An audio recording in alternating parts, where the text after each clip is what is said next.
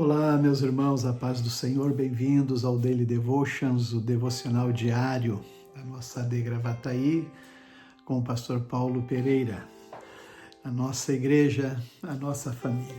E nesse 20 de julho, nós estamos entrando no livro de 2 Crônicas, do capítulo 1 ao capítulo 3, e já a partir deste primeira narrativa, primeiro versículo deste livro de Crônicas, vai dizer que Salomão já está governando, está reinando sobre Israel, estabelecendo firme o seu trono, né, e controle sobre todo o Israel. E nesse momento, né, ele está ali em Gibeon, aonde está o tabernáculo, aquele que Moisés construiu no deserto, né, agora foi estabelecido ali em Jerusalém. Gibeon está ali, né, num nível, descendo o monte Sião, que está em Jerusalém, né, quem vai em direção ao tanque de Siloé. E também mais acima, né, está a Eira de Araúna, o lugar onde Salomão entende, né, que foi comprado por Davi para ele sacrificar ali, né, e também onde o Senhor apareceu a ele. E naquele momento, lembra, estava Israel debaixo de um juízo de Deus, onde morreram 70.000, e ele sacrificou ali, e o anjo então recolheu a sua espada. E é aqui que agora, então, Salomão, em Gibeon, está oferecendo 1000 holocaustos ao Senhor. E nesta atitude dele, né, se entregando ao Senhor, confiando no Senhor, amando a Deus, é aí que o Senhor lhe aparece, né, e fala com Salomão, dizendo: pede o que tu queres, Salomão. Lembrando que ele tinha promessas, né, sobre a sua genealogia, né? E ali Salomão então pede ao Senhor, entendendo a grande tarefa que era governar, né, a nação de Israel, um povo numeroso. Então Salomão pede sabedoria e conhecimento. E Deus então diz: como tu não me pediste ouro, riquezas, longa vida, né? Vou te dar, né, essa sabedoria. E realmente nunca houve nem haverá, depois de Salomão, um ser humano, a não ser Jesus, que era maior que Salomão, né?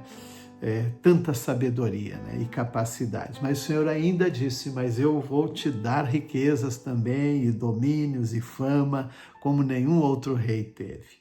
Salomão já começa então a administrar o seu reino, né, investindo muito em cavalos, carros de guerras que estão espalhados pelo território de Israel, junto a ele, né. Também começou a fazer uma busca, né, um censo dos estrangeiros para dar a eles tarefas, não é? Porque aqui Salomão, então, ele resolve construir o templo do Senhor, para a honra do nome do Senhor, e um palácio para ele também.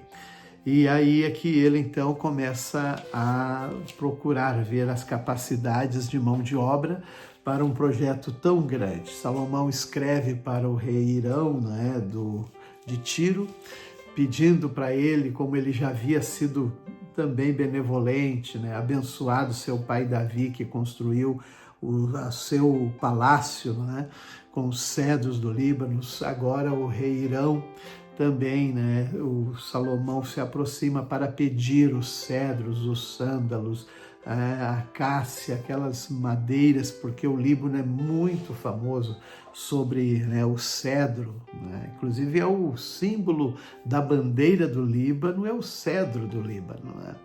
E Salomão entende: aí estão contigo os melhores cortadores de madeira. Ele ainda pediu uma pessoa, né, de capacidade, experiência, para mande, né, também alguém que saiba, um artífice competente para saber trabalhar com ouro, prata, bronze, ferro, tecido, púrpura, vermelho, enfim, todos esses elementos. E o rei Irão, prontamente, ele se oferece, então, para fornecer, né, tanto a madeira, o material, quanto a própria pessoa, né, que é o Hurão-Abi, que era uma pessoa que era filho de uma judia, né, da tribo de Dan, com seu esposo que morava em Tiro.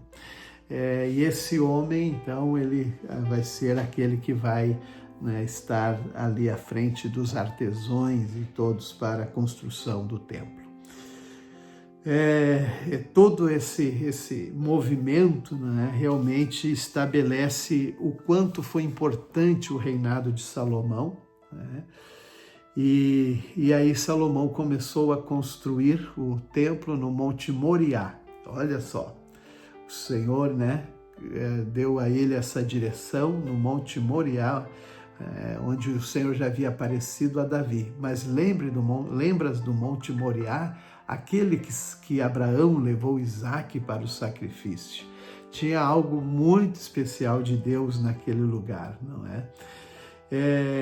Então, assim ele começou com os alicerces, né, estabelecer as colunas, e agora entra nos detalhes de como eles estão fundamentando a construção do templo. Bem, o livro de Romanos, nós estamos no capítulo 6, e é aqui que Paulo também fundamenta, né, a transformação na vida de um cristão, de um crente, né, que vivia no pecado ou debaixo do jugo da lei. Agora diz, agora não há lei, é isso, então podemos pecar, fazer o que ele disse. Não é isso, pelo contrário, nós agora morremos para o pecado, né, e como nós íamos poder continuar vivendo nele? Assim como, não é, nós fomos mortos no batismo, né? Quando o batismo, né, fomos unidos a Jesus na sua morte, né? Quer dizer, então nós agora também mortificamos, né, para o pecado. E esta agora é a palavra que Paulo está ensinando àqueles crentes que viviam numa sociedade, né, muito permissiva. E, enfim, agora a graça deveria de lhes afastar, né, do jugo do pecado. E esse é todos os elementos agora que trata da regeneração, sabe? E Paulo usa também expressões para melhor clarear o assunto, como a escravidão, né? Como entender que nós não tínhamos vontade, mas o pecado dominava e éramos escravos do pecado, e agora então libertos, né, pelo poder do Senhor Jesus. E ele diz, o salário do pecado é a morte, mas o dom, a dádiva de Deus é a vida eterna por Jesus Cristo. Graças a Deus. Nós ficamos então, e aqui eu fico com Provérbios 19, 20 e 21. Obtenha todo o conselho e instrução que puder, e você será sábio para o resto da vida. Aqui nós estamos lembrando de Salomão, né?